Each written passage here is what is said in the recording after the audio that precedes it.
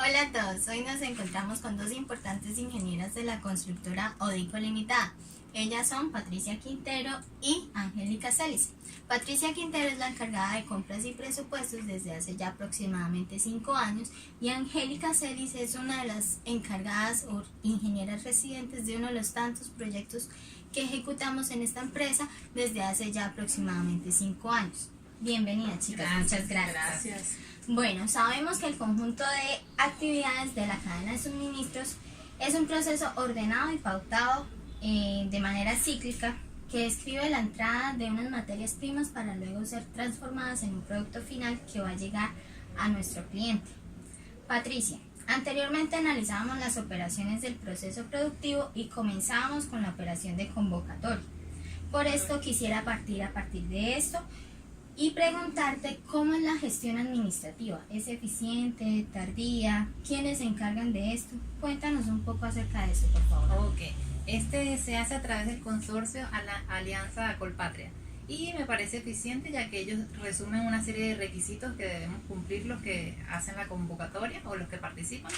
Deben cumplir con una serie de requisitos de tiempo de entrega, calidad ya sea de proveedores, de materiales a usar.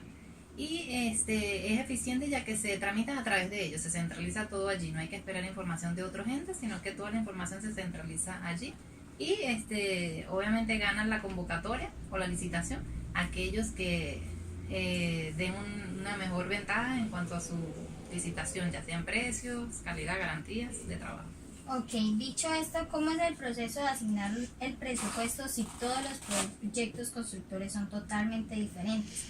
¿Qué tienen en cuenta a la hora de asignarlos? ¿Cómo es el proceso de planeación y luego el control? Por supuesto, para que esto se lleve a cabalidad y no exista un déficit, que quizás es lo que más atemoriza a la hora de asignar un presupuesto. Sí, cada vez que se realiza un proyecto o se inicia un proyecto, parte del ya el estudio topográfico, ¿sí? El diseño del proyecto y el residente, el ingeniero residente o arquitecto residente, parte de un presupuesto inicial de materia prima o materiales y de mano de obra. Entonces, en base a ese presupuesto inicial, ya trabajamos nosotros en compras y presupuesto, monitoreando los dos ítems, ya sea materiales y mano de obra. Semanalmente en las obras ellos van haciendo un registro de materiales, de los materiales que les van ingresando de acuerdo a los requerimientos de ellos. Y todos esos materiales y los mano de obra que se realizan de acuerdo al avance de obra se van descargando en ese presupuesto y se va monitoreando cada ítem de manera de que no se vaya a pasar del objetivo estimado inicialmente por ellos. Y de esa manera tratamos de controlar en lo posible que la obra se haga al presupuesto que se realizó estimado inicialmente. Ok. Una vez que la convocatoria asigna un ganador, digámoslo así, en la modalidad de trabajo que ustedes emplean de subcontratación, ¿cómo es el proceso de selección tanto de proveedores como de contratistas? Sí, bueno, el proveedor, nosotros ya tenemos una base de datos de nuestros proveedores con los que tenemos crédito y los que nos brindan calidad, ¿sí? De producto y garantía y buenos precios. Entonces, de acuerdo a los requerimientos en obra, realizamos nuestras cotizaciones y elegimos el que nos dé mejor precio, calidad y garantía en cuanto a los proveedores. Y en cuanto a los contratistas, igualmente manejamos casi siempre unos contratistas ya con los que tenemos experiencia. Y igualmente se realizan las cotizaciones ya sea para el eléctrico, hidrosanitario y de acuerdo a los tiempos de entrega y lo que ellos nos ofrezcan de garantía y precio, escogemos también contratistas y que cumpla. También es importante que el contratista cumpla con sus obligaciones, entre ellas el pago de la seguridad social de sus empleados. Ok. En cuestión de los control de recursos financieros, ¿qué ventaja trae la decisión de la subcontratación? Sí, en el caso de la subcontratación para nosotros es como nos facilita un poco porque ese contratista, él maneja su personal, ¿sí? Él se encarga de su personal, solo nosotros ya le pagamos por ese servicio que nos va a prestar, ya sea por la construcción, sea por acabado, ¿sí? Y en el caso de que los contratemos a todo costo, también porque ellos colocan su material, entonces ellos se encargan del material, de la mano de obra, nosotros solo le pagamos por el servicio prestado. Ok, en los proyectos constructores de otros departamentos del país, ¿cómo es el proceso de organización y asignación del control de los recursos? En el caso de otras ciudades, el control de los recursos, primero se le da prioridad a la mano de obra inicial. Inicialmente esa es la primera el primer ítem al que se le da prioridad. Y ya luego se van destinando los recursos a proveedores y uno que otro pago que haya que hacerse respecto a la obra como tal. Angélica, una vez realizado el proceso de suministros, continuamos con la fabricación, que consiste en la transformación de una materia prima asignada al proyecto, ¿verdad? Teniendo en cuenta el flujo del proceso de producción, asignamos las operaciones de adecuación del terreno primeramente y luego el proceso de compra. ¿Cómo realizan ustedes las solicitudes de compra? ¿Bajo qué parámetros, procedimientos o requerimientos exigentes? Bueno, una vez en la obra se vea la necesidad de algún material, nosotros procedemos a realizar la orden de almacén, que se realiza en obra donde se relacionan los materiales que se necesiten.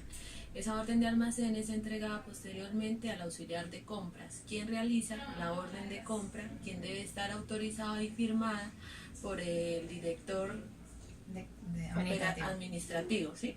Una vez esté autorizada y firmada por el director administrativo, esa orden de compra es llevada al proveedor seleccionado anteriormente por los encargados del presupuesto, y ya el proveedor se encarga de hacernos llegar a nosotros el material a la obra. Ok, una vez realizada y asignada la petición de compra, ¿cierto? ¿Cómo o dónde almacenan ustedes los productos comprados? ¿Bajo qué parámetros o control para que estos no sean afectados, ¿cierto? Para que se mantengan en buen estado, sabiendo que de pronto puede cambiar el clima, las cuestiones culturales, que de pronto no se los vayan a saquear, cosas así. Sí. Bueno, en cuanto al almacenamiento, nosotros en obra contamos con un almacenista que es el encargado de recibir los materiales, ¿sí? Él se encarga de recibir los materiales y verificar que estos materiales lleguen en óptimas condiciones. Aparte, él verifica también que las cantidades que se reciben en obra coincidan con las cantidades que se solicitaron. En cuanto al mantenimiento y buena conservación de los materiales, es primordial contar con un buen almacén. Si tiene un buen almacén, se va a garantizar el buen estado de los materiales. Entonces, lo que hacemos es verificar periódicamente que el almacén esté en buenas condiciones, que no tenga filtraciones, que la estructura esté bien conservada y que no hayan otros aspectos que puedan alterar la buena calidad de los materiales. En cuanto a los saqueos, es más complicado de controlar. ¿Por qué? Porque nosotros contamos con una empresa de vigilancia que nos colabora en los turnos de noche, pero obviamente hay sectores que son complicados por cuestión de orden público, donde a veces se hace difícil el control de los robos.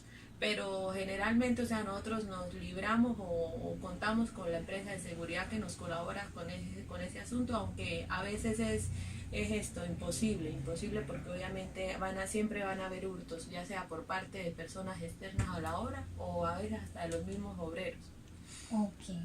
Tener un control de inventario es importante, dado que esto reduce las pérdidas de material y los costos innecesarios pues de volver a comprar este material, ¿cierto? Sí. ¿Cómo realizan ustedes el control de estos productos en almacenaje? Bueno, ese control lo realiza el almacenista, esa es su función. Él diariamente lleva un control por escrito de todas las entradas y salidas del almacén. De las entradas relacionas todos los materiales que llegan a la obra y en las salidas relaciona todas las entregas que él hace a los subcontratistas, obviamente previamente autorizados por el residente. Aparte de eso, una vez a la semana, los días sábados, él realiza un control de inventario, donde enfrenta el inventario que está en ese momento con las entradas y salidas que se ejecutaron durante la semana y ahí verifica que todo esté funcionando correctamente y que no haya déficit de material. Ok, bueno, sabemos que movilizar el material de almacén al lugar de operación o al lugar de construcción puede ser un tanto difícil. Este se puede dar en modalidad, digámoslo, manual, ¿cierto? Que el obrero se cargue su bulto, o puede usar maquinaria que pues puede ser un tanto más eficiente y puede reducir, digamos, los riesgos de una enfermedad laboral. ¿Cómo realizan ustedes el proceso de desplazamiento bajo este tipo de modalidades de la materia prima? ¿Y qué ventajas le puede traer esto a ustedes en lo referente a cuestiones de tiempo y salud de los trabajadores, por supuesto? Sí, bueno, nosotros nos encargamos, el almacenista como tal se encarga de hacer la entrega de los materiales al contratista en el almacén. El contratista como tal debe asumir el traslado de esos materiales al punto donde los requiera. Ellos, el 100% del traslado de la materia prima lo hacen de manera manual. ayudándose obviamente de un elemento que es la carretilla, una herramienta de mano que les facilita el transporte de los materiales. Ellos lo hacen como, se puede ver como una relación tiempo-costo, ¿sí? Se demoran obviamente más tiempo en el transporte de los materiales, hacerlo manualmente, pero por otro lado se ahorran unos costos, ya que haciéndolo con maquinaria obviamente va a ser más costoso por los costos de operación que generan. Esas serían las desventajas y las ventajas. En cuanto a la salud de los trabajadores, se garantiza no permitiéndoles que transporten cargas muy pesadas. Ellos tienen que transportar cargas livianas, cargas que puedan transportar fácilmente. Además, pues hay que tener en cuenta que la distancia en obra no es que sean muy largas, son distancias relativamente cortas, y el almacén cuando se construye en un punto que sea estratégico, de manera que sea de fácil acceso a todos los puntos donde se va a ejecutar la obra. Ok. ¿En qué orden el proceso de transformación? Es decir, encontramos un almacén con materias primas como cemento, varilla, arena. ¿En qué orden empiezan ustedes a transformarlo en su producto, que son las casas?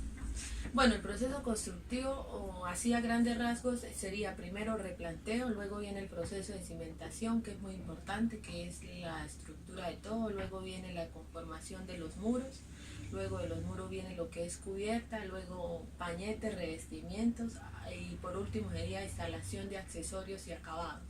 Ok. ¿Cómo planean y controlan esos tiempos de cada proceso, pues para poder cumplir con el cronograma planteado en un principio? Eso suele ser un poquito difícil. Bueno, inicialmente antes de arrancar el proyecto, el residente hace un cronograma de obra donde estipula los tiempos y duraciones de cada ítem de la construcción. Lo que pasa es que ya en la ejecución se vuelve un poquito difícil de controlar. ¿Por qué? Porque hay muchos imprevistos dentro de una obra, como lo puede ser el clima, que no se encuentre con los elementos necesarios, los materiales necesarios en el momento, no se encuentre con la obra de mano calificada o otros factores que pueden afectar.